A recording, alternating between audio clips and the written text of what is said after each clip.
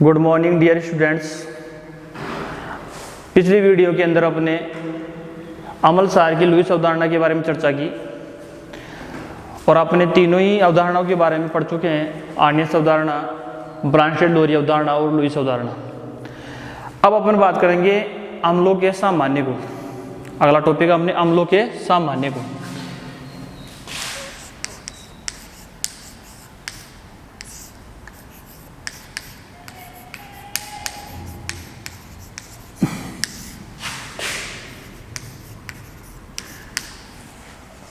शुरुआत में जब आपने स्टार्ट किया था फर्स्ट वीडियो के अंदर, सबसे पहले मैंने दो चीज़ें बताई थी कि अम्लों के सामान्य गुणों के अंदर जनरल प्रॉपर्टीज ऑफ एसिड, अम्ल स्वाद में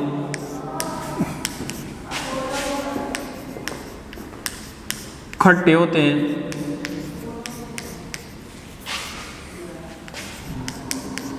और ये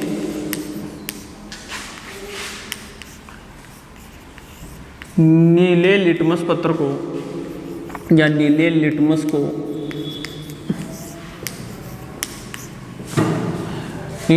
को लाल में बदल देते हैं। ये अपन पहले पढ़ चुके हैं कि अम्ल स्वाद में खट्टे होते हैं, इनके यदि स्वाद देंगे तो कैसे होते हैं, खट्टे होते हैं।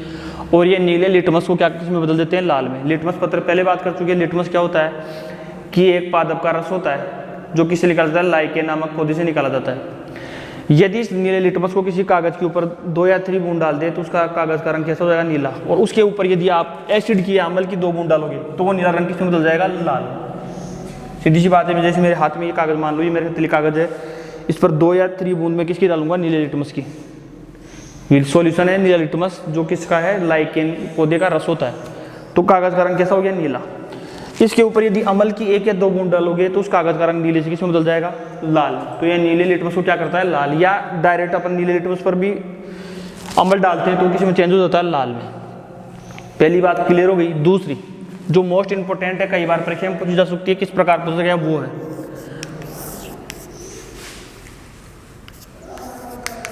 अम्ल धातु से अभिक्रिया कर लवण वे हाइड्रोजन गैस H2 प्रदान करते हैं।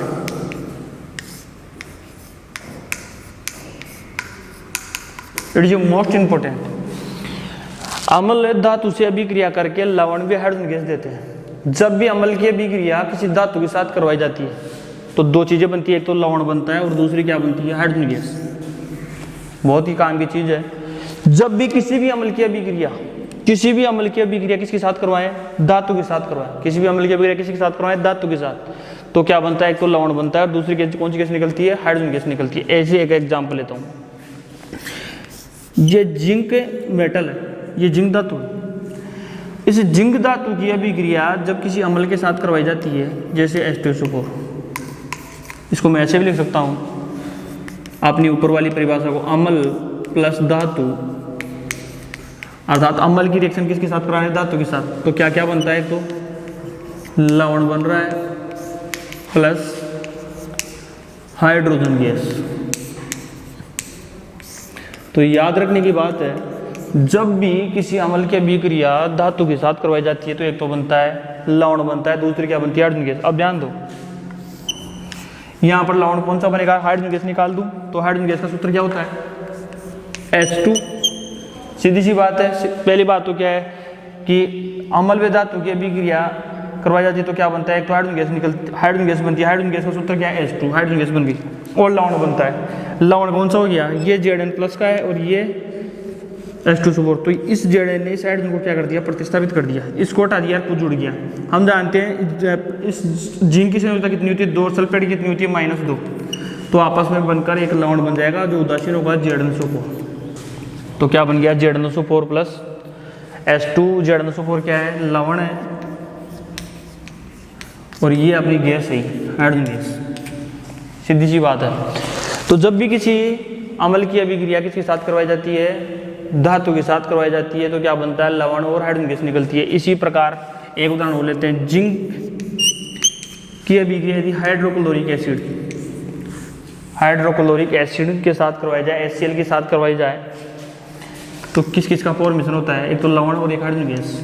हाइड्रोजन गैस कितनी हो गई, का सूत्र क्या है, H2। अब देखो यहाँ पर हाइड्रोजन 2 है, यहाँ पर हाइड्रोजन कितनी रहेगी 1, तो संतुलित करने के लिए वहाँ पर हाइड्रोजन 2 है, यहाँ पर 1 है, तो 1 को 2 बनाने के लिए किससे मल्टीप्लाई करोगे, 2 से, अरे 1 को किससे मल्टीप्लाई करोगे, 2 से। तो अकेला Zn2HCl से क्रिया करेगा, अर्थात एक 2HCl से क्रिया करेगा। अब क्या रह गया, ये Zn यहाँ कर आके जुड़ गया, तो Zn और ये क्लोरीन यहाँ पर एक है, ये 2 से गुणा की 2 क्लोरीन हो गई, तो क्या सूत्र बन जाएगा, ZnCl2, क्योंकि क्लोरीन 2 है और अकेला जिंक है, यहाँ पर अकेला जिंक क्लोरीन 2, तो ZnCl2 + H2। अर्थात किसी भी अम्ल की अभिक्रिया धातु के साथ करवाई जाती है, तो एक तो बनता है लवण और दूसरी कौन सी गैस उत्पन्न होती है, हाइड्रोजन गैस। एक और उदाहरण ले लेता हूँ, उदाहरणों से ज़्यादा आपको समझे, जैसे मैग्नीशियम धातु है, इसकी H2SO4 के साथ रिएक्शन करवाएं तो क्या बन जाएगा, MgSO4 + H2। अब ये कैसा हुआ, आपको ध्यान है मैग्नीशियम से 2 है और सल्फेट की कितनी है -2, तो एक कला मैग्नीशियम अकेले सल्फेट के साथ तो Mg+2 हाइड्रोजन गैस अपने निकाल दी, या Mg के HCl के साथ करवाएं तो वही बात है, सबसे पहले हाइड्रोजन गैस निकालो, यहाँ पर हाइड्रोजन 2 रहेगी, यहाँ पर कितना रह गया 1 HCl, यहाँ पर हाइड्रोजन कितनी रहेगी 1, तो गुणा हमेशा आपको आगे करना है, यहाँ पर हाइड्रोजन कितनी रहेगी 1, तो जब भी आप संतुलित करोगे गुणा आगे करोगे, इससे आगे वाले पार्ट के अंदर अपन देखेंगे संतुलित करना। HCl वहाँ पर हाइड्रोजन कितनी है 2 और यहाँ पर कितनी रहेगी 1, तो 1 को 2 बनाने के लिए किससे मल्टीप्लाई करोगे 2 से, तो यहाँ पर Mg की संयोजकता 2 है, अकेली कैलोरी कितनी होती है -1, तो अकेला Mg दोनों Cl के साथ जुड़ जाएगा MgCl2। तो जब भी अम्ल की अभिक्रिया धातु के साथ करवाई जाती है, तो क्या बनता है, लवण व हाइड्रोजन गैस निकलती है। अब आप पर को पता कैसे लगे कि निकलने वाली गैस हाइड्रोजन है, इसका पता कैसे लगाएं कि निकलने वाली गैस हाइड्रोजन होती है, तो इसके लिए एक अपन प्रयोग करते हैं, या एक सामान्य सा मैं आपको बता रहा हूँ कि किस प्रकार की निकलने वाली गैस का पता लगाएंगे कि हाइड्रोजन गैस कैसी है। जिस प्रणाली या जिस पात्र के अंदर अपन ये रिएक्शन करवा रहे हैं, तो जैसे ही इन दोनों के मध्य जैसे ही अपन ने धातु के ऊपर क्या डाला, अम्ल डाला, तो जैसे ये रिएक्शन चालू होगी हाइड्रोजन गैस बनने शुरू हो जाएगी। तो प्रणाली के मुंह के ऊपर जलती हुई तिल्ली या मोमबत्ती ले जाने पर, जैसे एक चित्र बना के मैं समझा रहा हूँ, मेरे पास ये कंटेनर है, एक पात्र है, और इसके ऊपर कारला, यहाँ से एक नली लगा रखी है और यहाँ से एक दूसरी नली लगा रखी है। इस पात्र के नीचे दानेदार जिंक रखा हुआ है, दानेदार जिंक।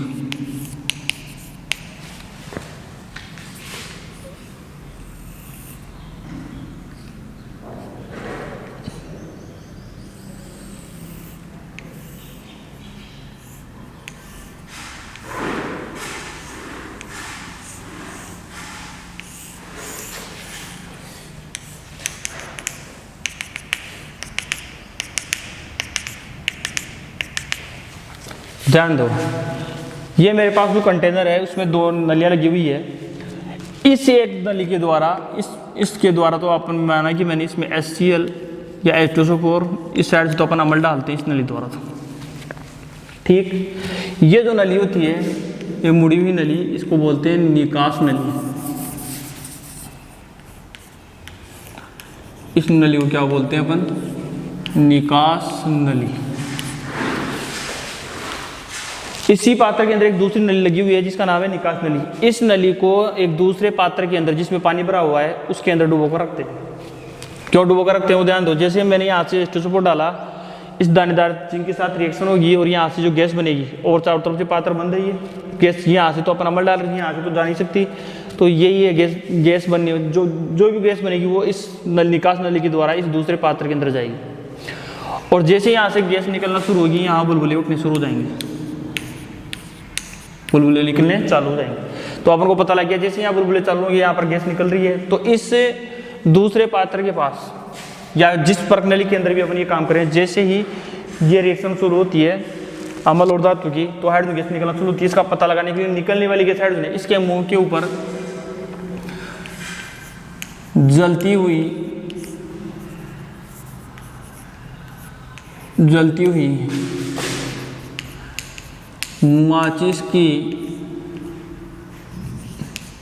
माचिस की तिल्ली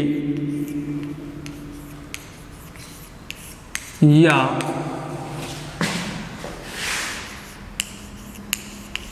जलती हुई मोमबत्ती ले जाने पर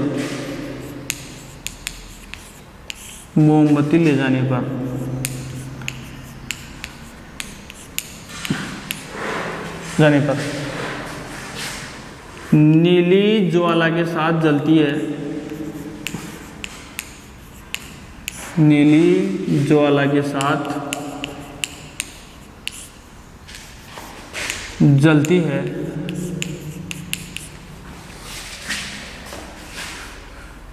और नीली ज्वाला के साथ जलती है पोप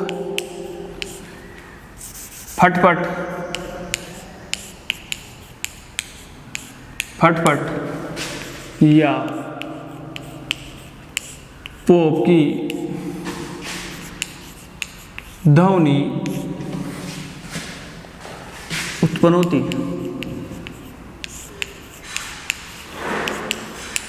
पहले तो इस प्रयोग को समझ लें, फिर दूसरे तरीके से प्रणाली के पास कि जैसे मैंने यहाँ पर इसमें दानेदार जिंक है, इधर दूसरी इस नली से H2SO4 डाला, तो जैसे इन दोनों की रिएक्शन होगी जो गैस बनेगी वो इस निकास नली के द्वारा दूसरे पात्र जिसके अंदर पानी भरा हुआ है वहाँ तक पहुँचेगी। जैसे ये गैस यहाँ से बाहर निकल जाएगी, यहाँ क्या शुरू हो जाएंगी, बुलबुले निकलना चालू हो जाएंगे। इस जहाँ से बुलबुले निकल रहे हैं इस पात्र के ऊपर यदि जलती हुई तिल्ली, माचिस की तिल्ली ले जाएं, तो अपन जानते हैं जैसे माचिस की तिल्ली जलाती है वो पहले पीली ज्वाला के साथ जलती है, उसकी आग जो होती है फ्लेम होती है वो पीली होती है, येलो कलर की होती है। जैसे इसके पास लेके जाएंगे वो पीली ज्वाला बदल जाएगी नीली में, नीली ज्वाला के साथ जल जाएगी। आग की जो गहरा है उसका जो आग है वो नीले रंग का हो जाएगा।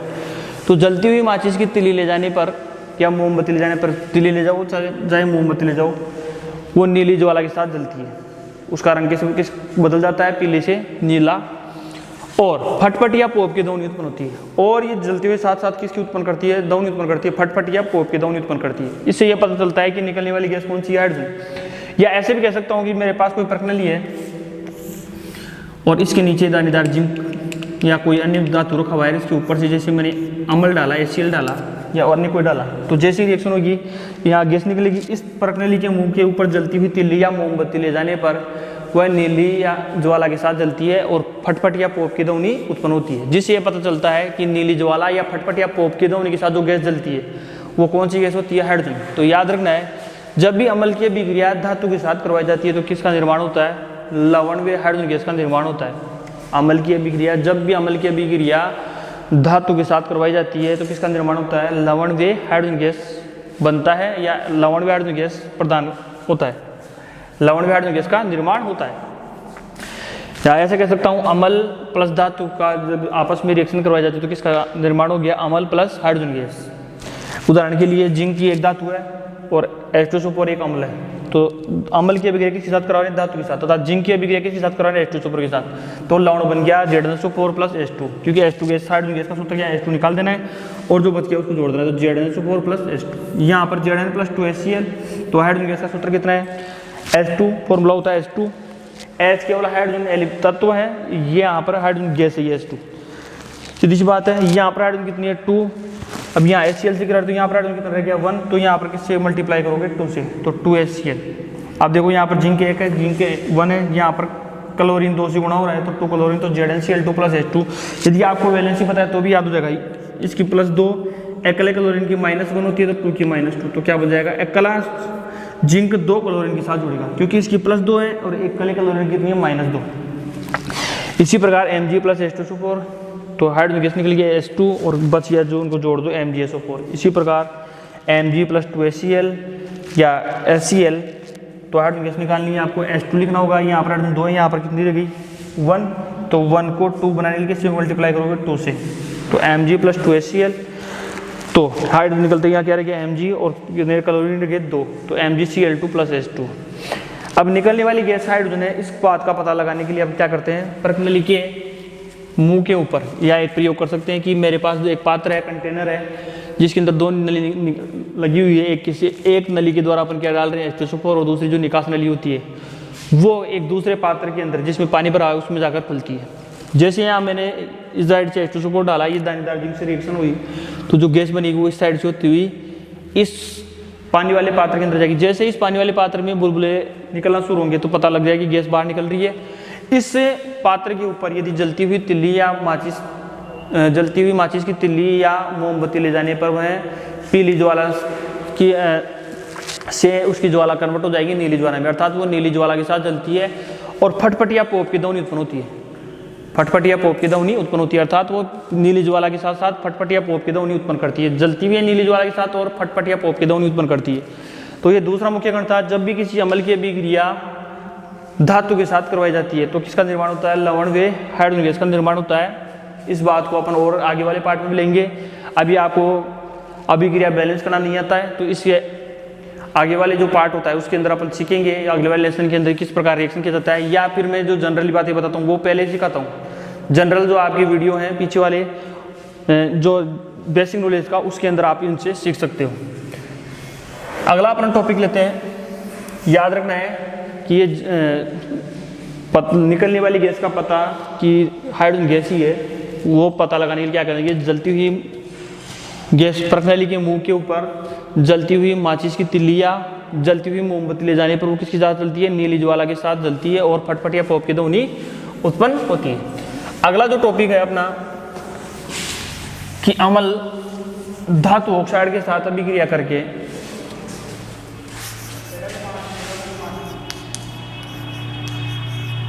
अम्ल धातु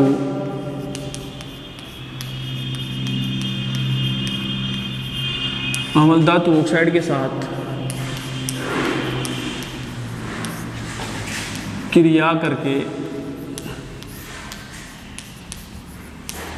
क्रिया करके लवण वे जल बनाते हैं।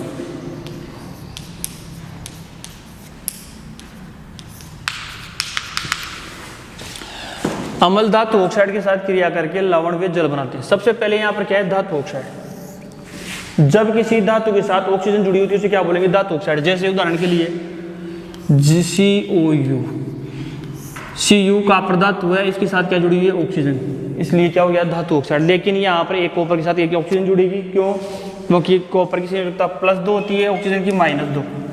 क्लियर बात। या मैं ऐसे लिख दूं Na2O, यह अस्थायी है वैसे तो Na2, क्योंकि सोडियम से जो +1 होती है, ऑक्सीजन की -2 होती है, तो अकेली ऑक्सीजन 2 सोडियम के साथ जुड़ेगी।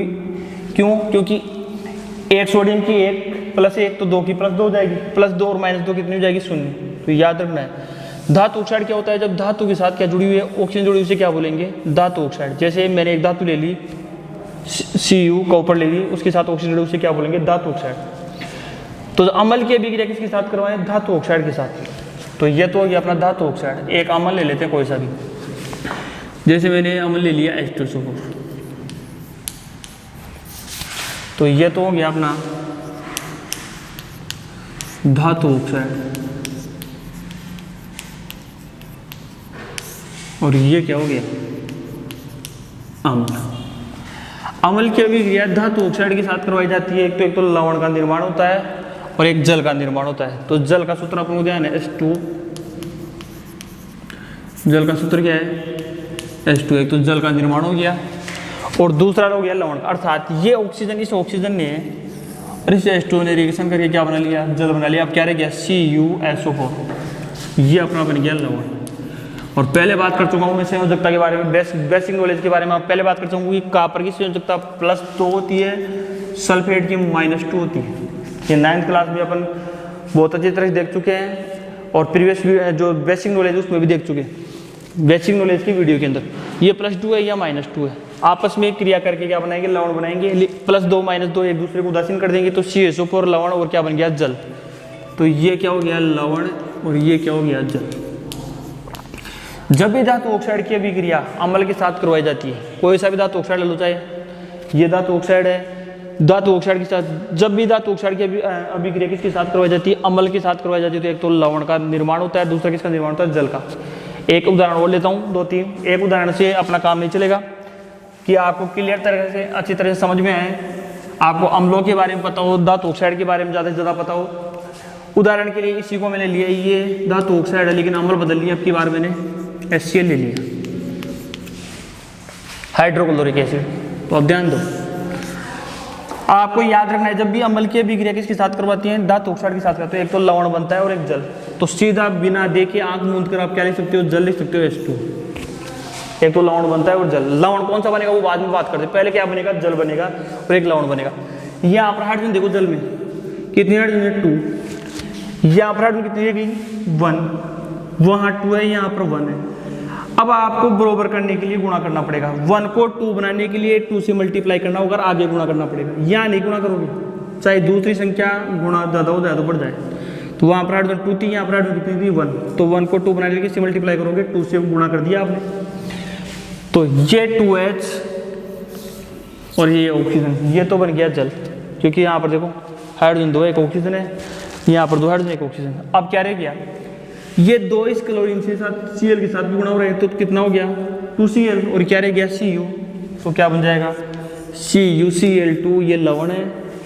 अब ऐसे मतलब ना Cu2Cl, ये गलत है, पीछे लिखा जाएगा यहाँ पर CaCl2 प्लस H2।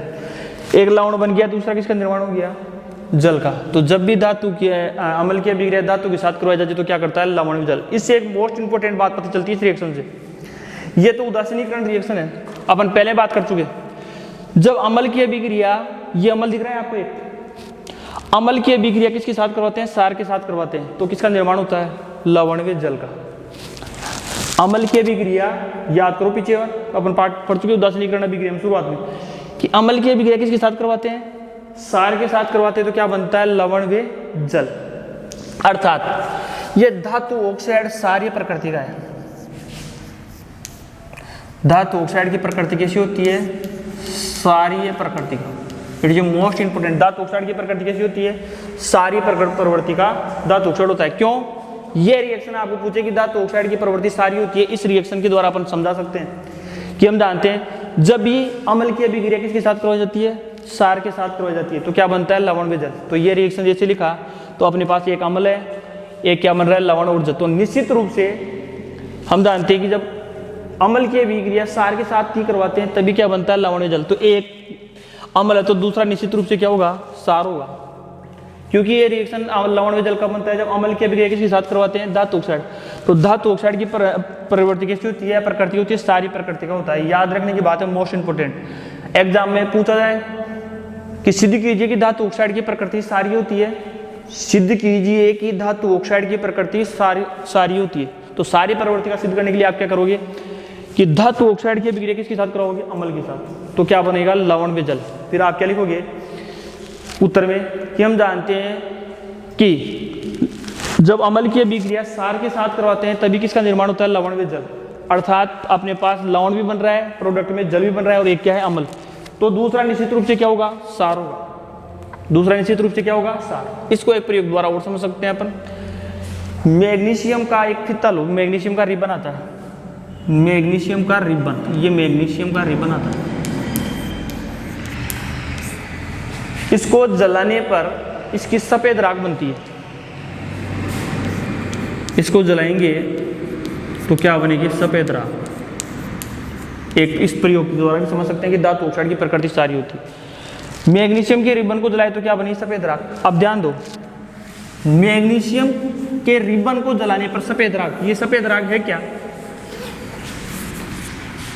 मैग्नीशियम। और हम जानते हैं किसी भी चीज को जलाने के लिए ऑक्सीजन की आवश्यकता होती है, किसी भी चीज को जलाने की किसकी आवश्यकता है, ऑक्सीजन की। तो 2 MgO। क्यों 2 MgO, क्यों, ध्यान दो, यहाँ ऑक्सीजन कितनी है, 2, यहाँ पर ऑक्सीजन, यदि MgO लिखता हूँ तो ऑक्सीजन कितनी लिखी, 1। अब इस 1 को 2 बनाने की किसी गुणा करना पड़ेगा 2 से। अब यहाँ पर मैग्नीशियम भी 2 हो गया, यहाँ पर मैग्नीशियम कितना रह गया 1। तो 1 को 2 बनाने के लिए क्या करेगा 2, क्योंकि दोनों साइड प्रत्येक तत्व की संख्या समान होनी चाहिए। 2 Mg प्लस O2 2 MgO। ये सफेद राग मैग्नीशियम ऑक्साइड की है, अर्थात धातु ऑक्साइड हो गया। ये राग क्या हो गया धातु ऑक्साइड। धातु के साथ ऑक्सीजन जुड़ी है उसे क्या बोलेंगे धातु ऑक्साइड। तो मैग्नीशियम की जो सफेद राग बनी वो क्या है धातु ऑक्साइड, मैग्नीशियम ऑक्साइड है। मतलब इसको आप क्या करना है, एक प्रकनली में लेना है आपको, एक प्रकनली में पानी लेना है और ये राग इसके अंदर डाल देनी है।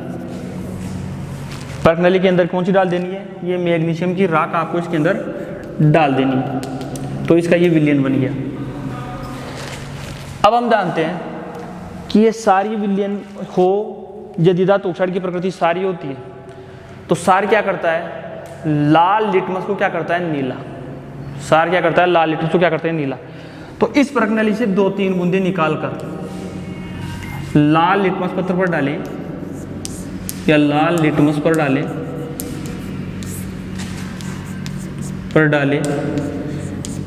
तो लाल लिटमस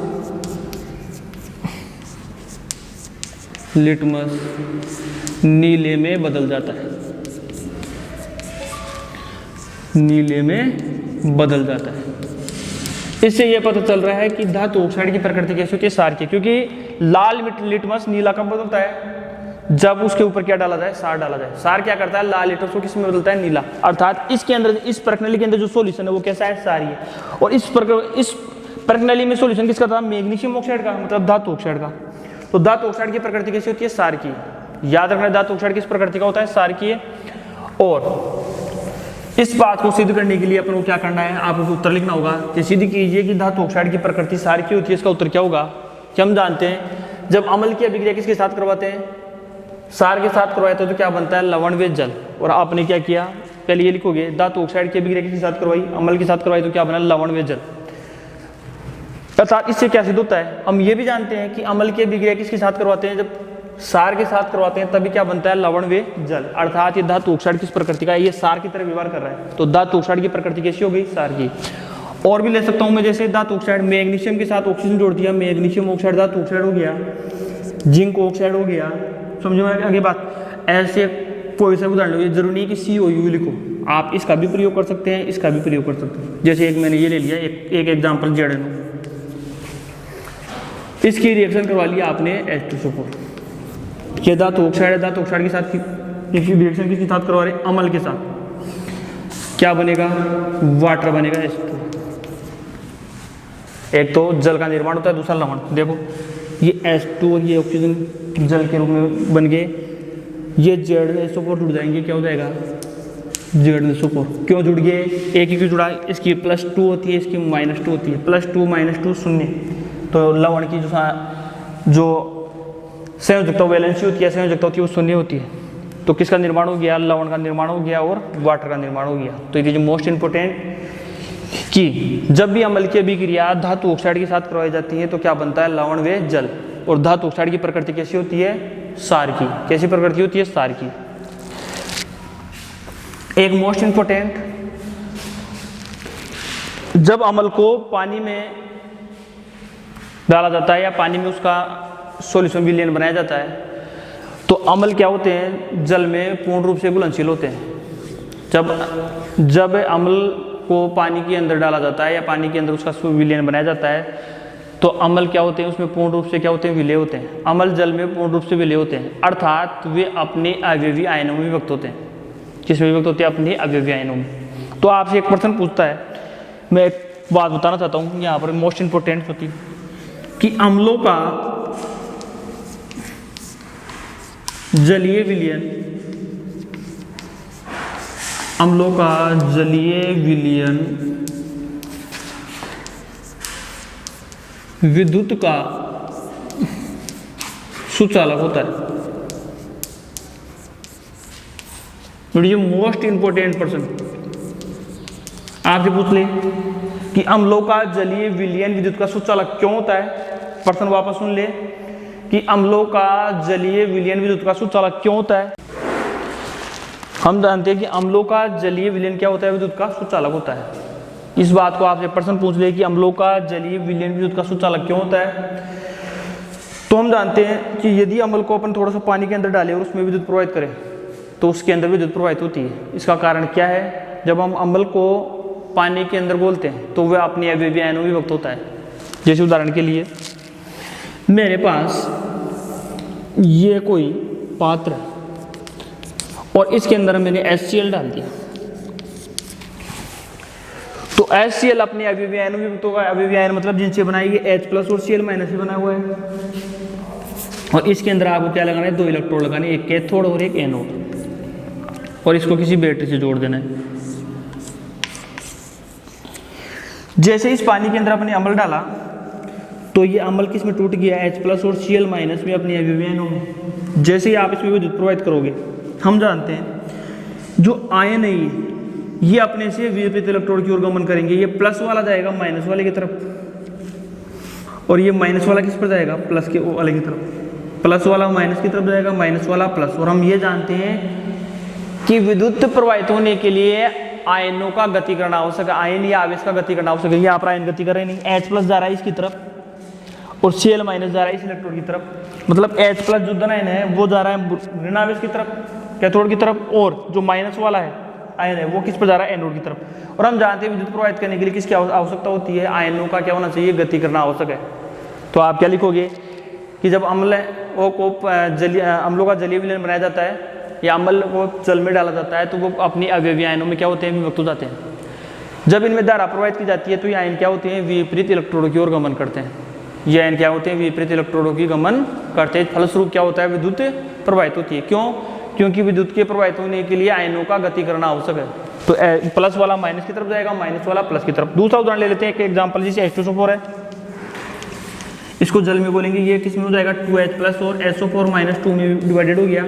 ये माइनस वाला प्लस की तरफ जाएगा, प्लस वाला किस पर जाएगा?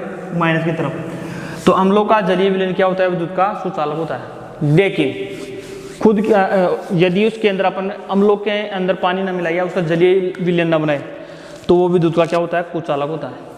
वो क्या होते हैं? विद्युत के कुचालक। तो अम्लों का साधारण जो विलयन होता है या जो खुद का जो विलयन होता है वो विद्युत का कुचालक होता है। लेकिन अम्लों का जलीय विलयन क्या होता है? विद्युत का सुचालक होता है। क्यों होता है?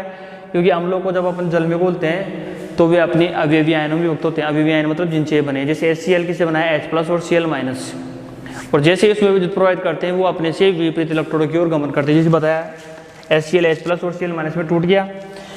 जैसे इसमें अपन इसको बैटरी से जोड़ देंगे इलेक्ट्रोडों को तो विद्युत धारा प्रवाहित होगी। तो ये क्या करेगा? H+ तो माइनस वाले की तरफ जाएगा इलेक्ट्रोड के ऊपर, और ये माइनस वाला किस पर जाएगा? प्लस की ओर। और विद्युत प्रवाहित होने के लिए आवेशों का गति करना आवश्यक है, अर्थात अम्लों का जलीय विलयन क्या होता है? विद्युत का सुचालक। लास्ट इंपॉर्टेंट जो इनकी प्रॉपर्टी जो होती है, गुण होती है अम्लों के सामान्य गुणों में, वो लास्ट प्रॉपर्टी देखते हैं अपन कि जब अम्ल की अभिक्रिया या अम्लों की अभिक्रिया क्षारों के साथ करवाई जाती है तो किसका निर्माण होता है? लवण व जल का। जैसे उदाहरण के लिए NaOH और HCl। ये अपना क्षार हो गया, ये क्या हो गया? अम्ल। तो जब भी अम्ल की अभिक्रिया क्षार के साथ करवाई जाती है, एक तो बनता है लवण और दूसरा किसका निर्माण होता है? जल। जब भी अम्ल की अभिक्रिया क्षार के साथ करवाई जाती है तो किसका निर्माण होता है? लवण व जल का। एक लवण बनता है और दूसरा जल। इस अभिक्रिया को उदासीनीकरण अभिक्रिया कहते हैं। इस अभिक्रिया को क्या बोलते हैं? अम्ल एवं क्षार की अभिक्रिया को क्या बोलते हैं? उदासीनीकरण अभिक्रिया। क्यों बोलते हैं? ये प्रश्न भी पूछ सकते हैं कि अम्ल एवं क्षार की अभिक्रिया को उदासीनीकरण अभिक्रिया क्यों कहते हैं, या उदासीनीकरण अभिक्रिया किसे कहते हैं? तो जब अम्ल की अभिक्रिया किसके साथ करवाई जाती है? क्षार के साथ करवाई जाती है तो लवण व जल का निर्माण होता है। कारण जब अम्ल एवं क्षार की परस्पर रिएक्शन होती है तो एक दूसरे को उदासीन कर देते हैं, अर्थात ये क्षार अम्ल को उदासीन कर देता है, अम्ल किसको कर देता है? क्षार को उदासीन कर देता है। अर्थात अम्ल की अम्लता, अम्ल में क्या होती है? अम्लता होती है। अम्ल की अम्लता क्षार की क्षारकता समाप्त हो जाती है, अर्थात एक दूसरे को उदासीन कर देते हैं, अर्थात अम्ल के गुण रह नहीं देते। अब इस लवण में ना तो अम्ल के गुण है ना क्षार के गुण है, ना इस वाटर के अंदर है, अर्थात दोनों एक दूसरे के गुण को क्या कर देते हैं? समाप्त कर देते हैं। तो जब अम्ल एवं क्षार की परस्पर अभिक्रिया करवाई जाती है तो किसका निर्माण होता है? लवण व जल का। इस अभिक्रिया को क्या बोलते हैं? उदासीनीकरण अभिक्रिया। उदासीनीकरण अभिक्रिया क्यों कहते हैं? क्योंकि अमल एवं सार जब परस्पर अभिक्रिया करते हैं तो एक दूसरे को क्या करते थे, उदासीन कर देते हैं। अर्थात अमल की अमलता, अमल में जो गुण होता है उसे क्या बोलेंगे अपन, अमलता। तो अमल की अमलता, सार में जो गुण होता है उसे क्या बोलेंगे, सारकता। अमल की अमलता सार की सारकता समाप्त हो जाती है। और अमल की अभी पहले बात कर चुके हैं कौन कौन से गुण होते हैं, अमल स्वाद में इकट्ठे होते हैं, नीले लिटमस को लाल करती है, वो सब चीज़ें समाप्त हो जाएगी। और सार क्या करते हैं, सार स्वाद में खड़े होते हैं, ये लाल लिटमस को क्या करते हैं, नीला करते हैं, ये सारी बातें समाप्त हो जाएगी।